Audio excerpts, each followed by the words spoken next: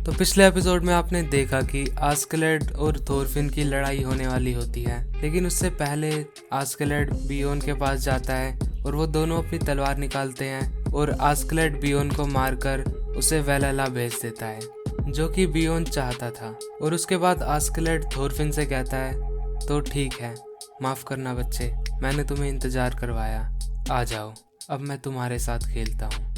अब आगे।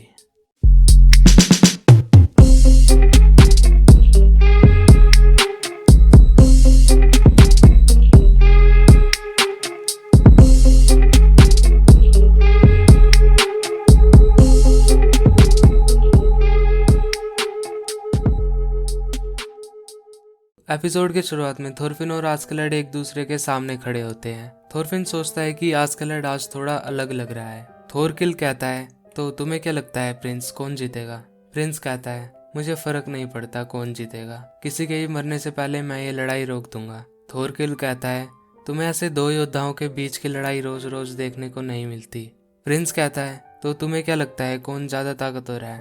थोरकिल कहता है, मेरे हिसाब से आस्केलेड, मैं उस पर 1 पाउंड सिल्वर लगाना चाहता हूँ। प्रिंस कहता है, मैं कोई शर्त नहीं लगाने वाला, लेकिन तुम्हें ऐसा क्यों लगता है? थोरकिल कहता है, मुझे बस एहसास हुआ। प्रिंस कहता है, थोरफिन ने तुम्हें हराया था, क्या आस्केलेड उससे भी अच्छा है? थोरकिल कहता है, ओए राजकुमार, तुम्हें क्या लगता है मैं कौन हूँ? ऐसा बिल्कुल नहीं हो सकता कि हम तीनों में सबसे ज्यादा कमजोर मैं हूँ। ये बताना इतना आसान नहीं होता कि कौन ज्यादा ताकतवर है और कौन कमजोर। कभी तुम हारते हो तो कभी जीतते हो, किसी को भी कमजोर नहीं समझना चाहिए। और फिर आस्केलेड कहता है थोरफिन से, क्या हुआ थोरफिन, आ जाओ, मैं मौसम खराब होने से पहले ये खत्म करना चाहता हूँ। लेकिन थोरफिन वहीं खड़ा रहता है। आस्केलेड कहता है, तो अब मेरे पास कोई और रास्ता नहीं है, और वो अपनी तलवार फेंक देता है और कहता है, देखो अब मुझ पर तुम वार कर सकते हो, आ जाओ, मैं तुम्हें अपने हाथों से ही हरा सकता हूँ। और ये सुनकर थोरफिन गुस्से में आ जाता है हर बार की तरह, और उसकी तरफ तेजी से भागता हुआ जाता है उस पर अटैक करने के लिए। लेकिन आस्केलेड उसे बड़ी आसानी से अपने हाथों से ही हरा देता है और बहुत बुरी तरह मार रहा होता है। थोरकिल कहता है, आस्केलेड थोरफिन की आदत जानता है, वो उसकी हर एक चाल को समझता है, वो पहले भी कई बार लड़ चुके होंगे, तो फिर इस लड़ाई का क्या मतलब हुआ? और थोरफिन अब बेहोश हो चुका होता है। आस्केलेड अपनी तलवार उठा के उसकी तरफ बढ़ता है। प्रिंस कहता है, रुक जाओ, इतना काफी है। लेकिन अब भी आस्केलेड उसकी तरफ जा रहा होता है और उसके ऊपर अपनी तलवार से हमला करने वाला होता है, लेकिन आस्केलेड वो तलवार थोरफिन को नहीं मारता। प्रिंस कहता है, रुक जाओ, वो बेहोश हो चुका है, और वो थोरफिन को जगाने लगता है। थोरफिन जागता है और प्रिंस उसे बताता है कि ये लड़ाई खत्म हो चुकी है, तुम हार गए क्योंकि तुम बेहोश हो गए थे और उसने तुम्हें लगभग मार ही दिया था। अपना हाथ ठीक होने के बाद दोबारा शुरू करना। आस्केलेड कहता है, इसका कारण तुम्हारा जख्मी हाथ नहीं है, अगर तुम्हारा हाथ ठीक भी हो जाए तब भी मैं ही जीतूंगा। आमतौर पर तुम्हें पता है कि तुम्हें कैसे लड़ाई करनी है, लेकिन अगर तुम एक बार अपना होश खो दो तो सब बेकार हो जाता है। मैं सिर्फ तुम्हें देखकर बता सकता था कि तुम मेरी गर्दन पर वार करना चाहते थे। अपना होश खोना, जोर से चिल्लाना और तलवार हवा में घुमाना, ऐसे एक बेवकूफ ही लड़ता है। शायद बियोन सही था, मुझे योद्धाओं से नफरत है, खासकर कि वाइकिंग्स से। पहला इंसान जिसे मैंने मारा था वो भी एक वाइकिंग था, वो अच्छा आदमी नहीं था और वो मेरे पिता थे। मैं फ्यूचर के लिए तुम्हें कुछ बताना चाहता हूँ। मैं तुम्हें ये बताने जा रहा हूँ कि जिससे तुम नफरत करते हो उसे कैसे मारना है। और फिर कहानी जाती है आस्केलेड के फ्लैशबैक में। आस्केलेड कहता है, मेरी माँ एक दासी थी, मेरी माँ अक्सर बीमार रहा करती थी और काम नहीं कर सकती थी। मैं इतना बड़ा तो था कि चीजें याद रख सकूं। मैं एक लोहार की दुकान पर काम करता था, मेरा शरीर हमेशा राख या कोयले से ढका रहता था, यहीं से मेरा नाम आस्केलेड पड़ा। आस्केलेड मतलब राख से ढका हुआ। मेरा पिता ओलफ था, उसे शराब, लड़कियां और लोगों को मारना पसंद था। वो एक वाइकिंग था बाकियों की तरह। मेरी तरह उसके कई आवारा बच्चे थे जिनकी माँ उसे याद भी नहीं होगी। वो सिर्फ उन्हीं बच्चों का नाम रखता था जो कि उसने अपनी असली पत्नी के साथ पैदा किए थे। उसको इतना भी नहीं पता था कि उसके बाकी बच्चे कैसे दिखते हैं। मैंने ये सुना था कि मेरी माँ उसकी सबसे प्यारी दासी थी, लेकिन जब वो बीमार पड़ गई तो उसने उसके साथ बहुत बुरा बर्ताव किया। मेरे लिए जिंदगी हमेशा मुश्किलों से भरी हुई थी, लेकिन मेरी माँ के लिए ये बिल्कुल अलग थी। मेरी माँ हमेशा मुझे हमारे पूर्वज हीरो आर्टोरियस के बारे में बताया करती थी। वो मुझे वही कहानी बार बार सुनाया करती थी। ये कहानी उस सेनापति की थी जिसने मेरी माँ के गांव को 500 साल पहले बर्बाद होने से बचाया था। मेरी माँ को यकीन था कि हीरो को फिर से जिंदा किया जाएगा। उन्हें यकीन था कि वो वापस आएगा और उन्हें उनकी बीमारी से बचाएगा। वो मुझे ये बार बार बताती थी, तो मैं भी इस पर विश्वास करने लगा। उन्होंने कहा कि समुद्र के पार एक जगह है जहां आम लोग नहीं जा सकते। वहीं एक स्वर्ग है जहां आर्टोरियस रहते हैं। एक जगह जहां शांति, दौलत और अनंत जिंदगी का वादा किया जाता है। वो हीरो अभी भी वहां हैं और अपने युद्ध के जख्मों को ठीक कर रहे हैं। किसी दिन वो अपनी सेना के साथ आएंगे और बुरे लोगों को मारकर इस दुनिया पर कब्जा कर लेंगे। मेरी माँ का परिवार उनका इंतजार करता रहा। उन्होंने 500 सालों तक इंतजार किया और हीरो अभी तक वापस नहीं आया। लेकिन इस बारे में एक बार सोच के देखो, अगर हमारे पूर्वज सच में इतनी अच्छी जगह पर रह रहे होंगे तो फिर वो इस घटिया दुनिया में क्यों आना चाहेंगे।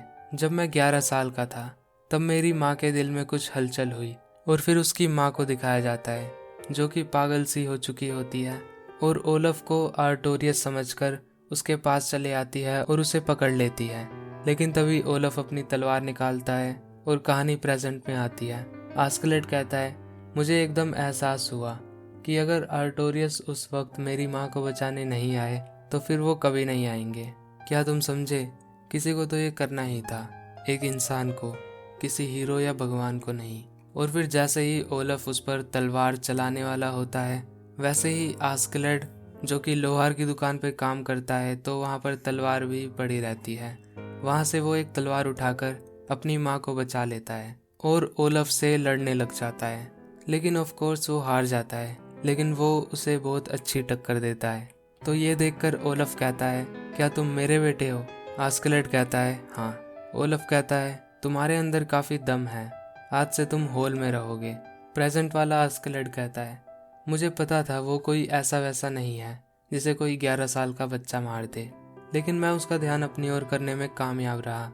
मैं फिर उसके साथ होल में रहने लगा। मैंने जी जान से एक सैनिक की ट्रेनिंग की और मैंने अपने सौतेले भाइयों के साथ भी अच्छे रिलेशंस बनाए। मैं हमेशा अपने पिता का आदर करता था। मैं एक अच्छा बेटा था और ये कभी नहीं भूलता था कि उसने मुझे एक गुलाम की जिंदगी से बचाया है। कुछ समय बाद सभी ने मुझे अपने पिता का बेटा मान लिया और फिर एक रात आस्कलेड अपने पिता ओलफ को मार देता है। आस्कलेड कहता है, मैं 2 चीजों के पीछे था।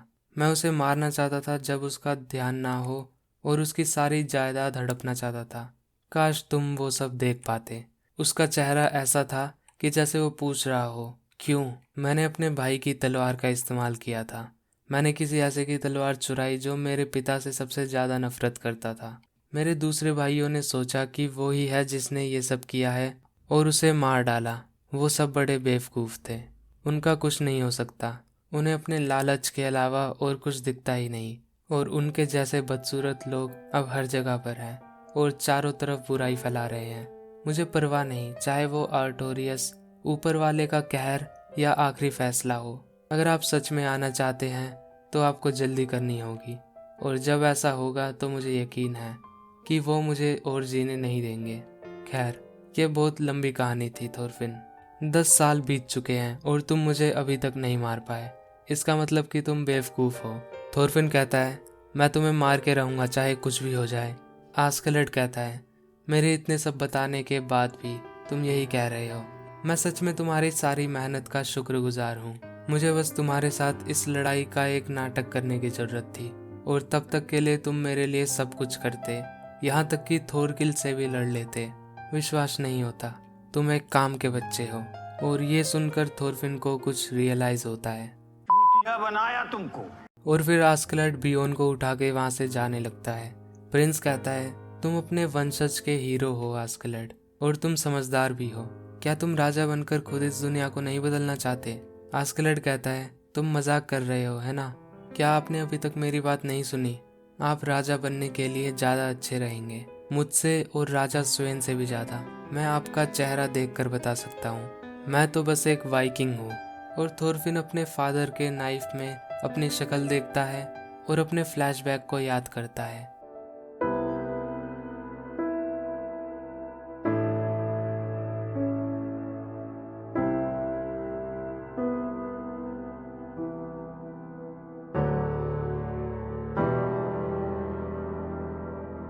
और आस्कलड की ये सब बातें सुनने के बाद वो एक तरह से डिप्रेशन में चला जाता है और यहीं पर हमारा ये एपिसोड खत्म होता है।